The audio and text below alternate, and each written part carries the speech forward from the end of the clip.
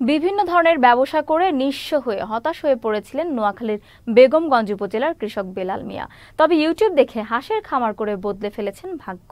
নরোত্তমপুর গ্রামে ১০০ হাঁস দিয়ে শুরু করলেও বর্তমানে তার খামারে এখন হাজার হাজার হাঁস। প্রাণী সম্পদ বিভাগ বলছে, দেশের মাংসের চাহিদা পূরণে এ ধরনের খামার গড়ে তুলতে নানা পরামর্শ দেওয়া হচ্ছে। প্রতিনিধি এস শিপনের পাঠানো তথ্য ভিডিও চিত্রে বিস্তারিত দেখুন প্রতিবেদন। জীবনে ব্যবসা করেছেন অনেক, ক্ষতিগ্রস্ত হয়ে নিঃস্ব হয়ে বেকার জীবন যাপন করছিলেন। অবশেষে ইউটিউব দেখালো পথ। হাঁস পালনের ভিডিও দেখে হাঁসের খামার করার আগ্রহ বাড়ে। সাহস করে প্যাকিং স্টার ১৩ জাতের ১০০ হাঁস নিয়ে খামার শুরু করেন নোয়াখালীর বেগমগঞ্জের কৃষক বেলাল। নরোত্তমপুর গ্রামে গড়ে তোলা তার খামারে এখন হাজার হাজার হাঁস।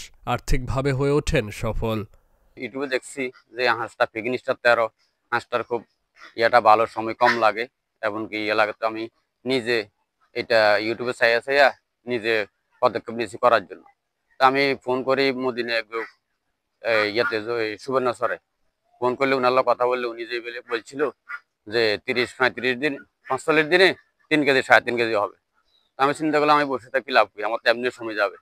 দেখি আমি একবার চেষ্টা করে দেখি যেন এটার লাভও ভালো আর জিনিসটা অল্প কদিনে বড় হয়। তো এই কারণে আমি যাই প্রথমে ২০০ বাচ্চা আনি করার পরে এগো পরামর্শ করতেছি। করার পরে এখন আমার ৪৫ দিনে ৩ কেজি ৩.৫ কেজি ৪ কেজির উপরেও গেছে ইনশাল্লাহ। লাভ মোটামুটি ধরেন না ২০০ মালে আমার সবকিছু বাসার দিয়ে ৪০,০০০ মতো টিকবে। সকাল বিকাল সময় পাইলে বাবাকে সময় দিই, আর যদি কোনো সহযোগিতা পাই তাহলে ইনশাল্লাহ আরো বড় করার উদ্যোগ আছে আমাদের। স্থানীয়রা জানান, এ জাতের হাঁসে বেশ ভালো মাংস পাওয়া যায়। বাজারে চাহিদা থাকায় খামার করে লাভবান হচ্ছেন কৃষক বেলাল। তিনি এখন সমাজের বেকার যুবকদের জন্য অনুপ্রেরণা। বেলাল মামা উনি ইউটিউব দেখে উনি হাঁস পালন করতেছে। এটা আসলে মহতি একটা উদ্যোগ, এবং যারা বেকার আছে, যারা যুবক আছে, তাদের জন্য এটা অনুপ্রেরণামূলক একটা শিক্ষা হবে। আসলে ওনার দেখা থেকে যদি অনেকে কেউ যদি করতে পারে তাহলে মনে হয় বেকারত্বটা কিছুটা গুছিয়ে আসবে।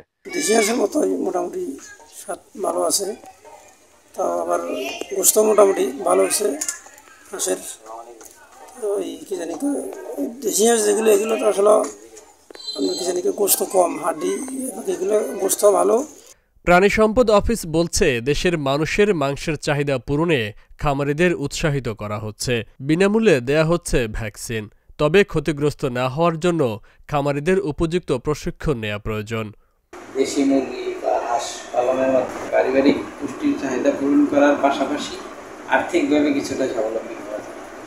এই জন্যই আমরা আমাদের প্রাণী সম্পদ দপ্তর ও ভেটেরিনারি হাসপাতাল বেগমগঞ্জ থেকে ক্ষুদ্র খামারিদের জন্য আমাদের যারা পালন করে তাদেরকে আমরা যে ভ্যাকসিনগুলো আছে এগুলা সম্পর্কে সচেতন করি দেওয়ার জন্য, এবং আমাদের এই ভ্যাকসিনগুলো হসপিটালে অ্যাভেলেবেল থাকে, এখান থেকে খামারিরা নিয়ে ব্যবহার করে।